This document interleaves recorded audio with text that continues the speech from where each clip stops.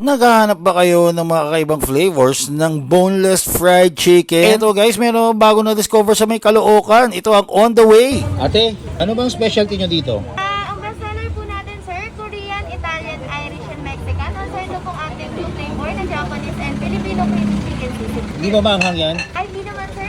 Ito ba yung Filipino? Yes po. Yan. Filipino. Order ako ng Filipino. Order ako ng Chinese. Ano po po?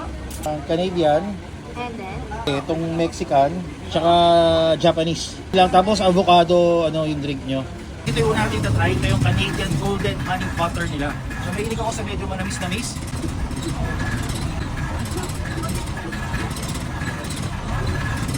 Solid to. So guys, ito yung kanilang Mexican naman. Meron siyang cheese queso. Ito siya eh.